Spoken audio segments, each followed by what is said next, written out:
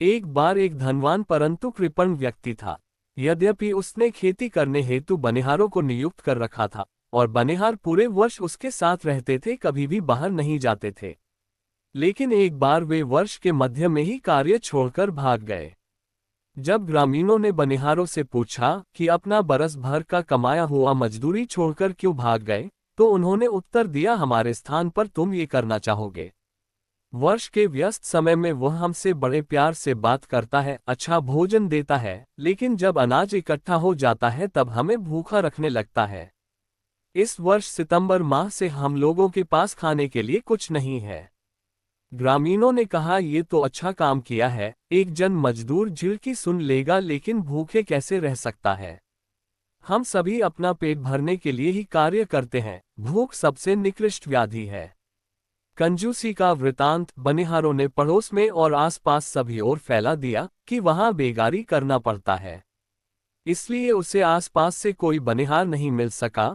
और जब वह दूर से बनिहार को लाया तो पूर्व के बनिहारों द्वारा उसके मुख से उसके प्रवृत्ति का बखान सुनते ही सब भाग गए। लोगों ने उसकी कृपणता के कारण रोज की दिहाड़ी पर कार्य करने और मजदूरी जो कि सामान्य से अधिक था की मांग की, अन्यथा कार्य करने से मना कर दिया। एक नौजवान जिसका नाम कोरा था, उसने ये सब सुना और कहा, यदि मैं उस आदमी का बनिहार होता तो मैं वहां से नहीं भागता।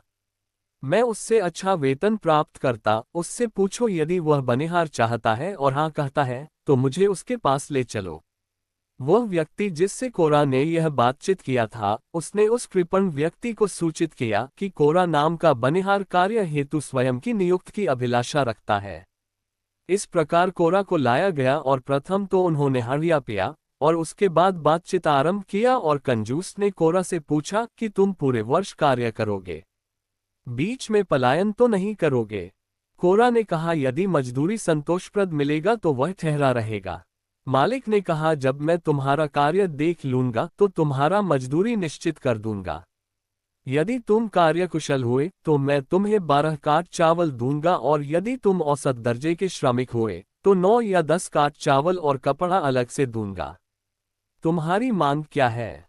कोरा ने कहा, अच्छा मेरी बात सुनो, मैंने सुना है कि तुम्हारे नौकर वर्ष के मध्य में इसलिए भाग गए कि तुम उनको खाने के लिए समुचित भोजन नहीं देते थे। मैं तुमसे न के बराबर मजदूरी लूंगा, लेकिन तुम मुझे साल में एक बार एक धान का दाना देना और मैं उसकी बुनाई करूंगा, और इस प्रकार मुझे जो भी बीज मिलेगा उसके बुनाई हेतु तुमको मुझे एक नीचे की भूमि का एक टुकड़ा देना होगा और मुझे एक दाना मकई भी दोगे, मैं इसे भी बीज के लिए बुनाई करूंगा, और मुझे ऊंची भूमि दोगे जिसमें मैं इन मकई के बीजों की बुनाई करूंगा, और मुझे रीति के अनुकूल कपड़ों की समुचित मात्रा प्रदान करोगे, और भोजन के लिए मुझे एक पत्ता में भर करके प्रत्येक दिन 3 बार भात देना। मैं मात्र इतना ही चाहता हूँ। एक पत्ता में कुछ जाया नहीं होगा, तुम्हें कई पत्तों को एक साथ सीकर एक थाल बनाने की आवश्यकता नहीं है। मैं कोई और दूसरा मदद नहीं लूंगा तुमसे, लेकिन यदि तुम पत्ता पूरी तरह भरकर नहीं दोगे तो मुझे तुमको गालियां देने का अधिकार होगा, और यदि मैं तुम्हारा दिया हुआ कार्य समुचित ढंग से नहीं करूं तो तुम मुझे गालियां दो और मेरी पिटाई भी कर सकते हो। यदि मैं कठिन परिश्रम के भय से भाग जाऊं तो तुम मेरा दाहिने हाथ की छोटी उंगली काट डालना, और यदि तुम मुझे मेरी मजदूरी नहीं दोगे और अकारण निकाल दोगे तो मुझे भी यह अधिकार होगा कि मैं तुम्हारे हाथ की छोटी उंगली को काट लूं। तुम्हारे और मेरे इस प्रस्ताव के ऊपर क्या कहना है? अपने मित्रों से सलाह कर लो और मुझे जवाब दो। तब कंजूस बोला, मैं तुमको इन शर्तों पर नियुक्त करता हूं, और यदि मैं तुम्हें अकारण ही निकाल दूं तो तुम मेरी छोटी उंगली काट सकते हो। तब कोरा ने उस व्यक्ति की तरफ घूमकर कहा, तुमने इन बातों को सुना है, यदि इसके बाद कोई विवाद उत्पन्न होगा तो तुम मेरे साक्षी रहोगे। इसलिए कोरा ने कार्य आरंभ किया और पहले दिन उन्होंने उससे एक सखुआ के पत्ता पर भात दिया और कोरा एक ही निवाला में उससे खा गया। लेकिन अगले दिन उसने एक केला का पत्ता लाया और कहा, मुझे इसमें भात दो और ध्यान रखना ये पूर्ण रूपेण भरा हुआ हो। उसने कहा, क्यों नहीं, ये केवल एक ही पत्ता है और उनको देना ही था, क्योंकि यह कोरा के अधिकार में था।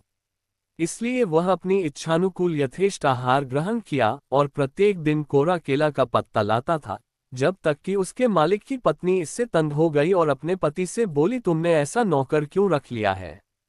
वह पूरे हरिया का भात अकेले खा जाता है। पति ने उत्तर दिया, चिंता मत करो, उसका पल्लेदारी नहीं के बराबर है, वह सिर्फ स्वयं के लिए कार्य कर रहा है।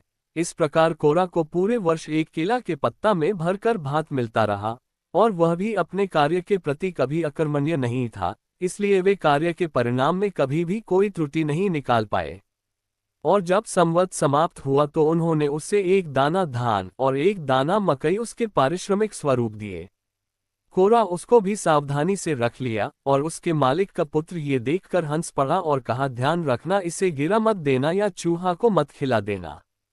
कोरा कुछ जवाब नहीं दिया, लेकिन जब मकई के बुनाई का मौसम आया तो उसने अपने मकई के दाना को लिया और उसका रोपण गोबर के ढेर के साथ कर दिया, और उनको बुलाकर जहां उसने बुनाई की थी उस जगह को दिखा दिया, और धान के बुनाई के समय उसने उसे अलग स्थान पर बुन दिया। और जब धान के बिहन का स्थानांतरण का समय आया तो कोरा ने इस धान के बिहन को एक गड्ढे में लगाकर उन लोगों को बुलाकर दिखाकर स्थान चिन्हित करा दिया।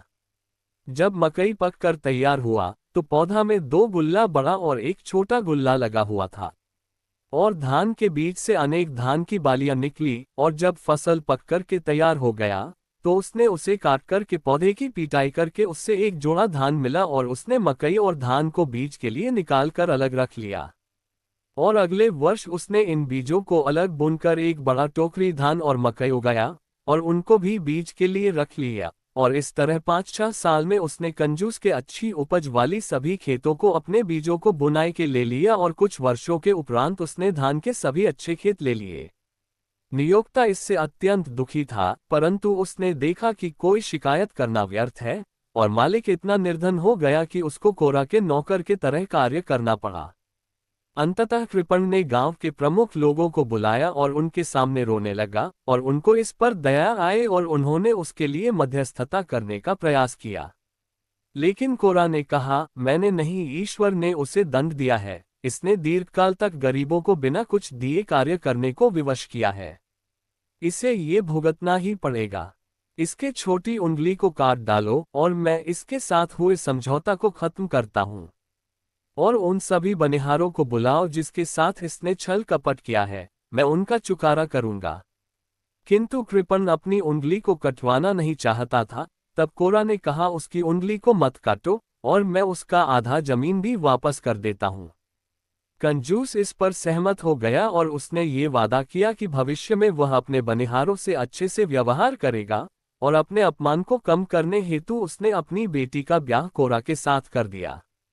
और उसने ये स्वीकार किया कि यह उसकी अपनी मूर्खता के फलस्वरूप ही यह संकट आ पड़ी।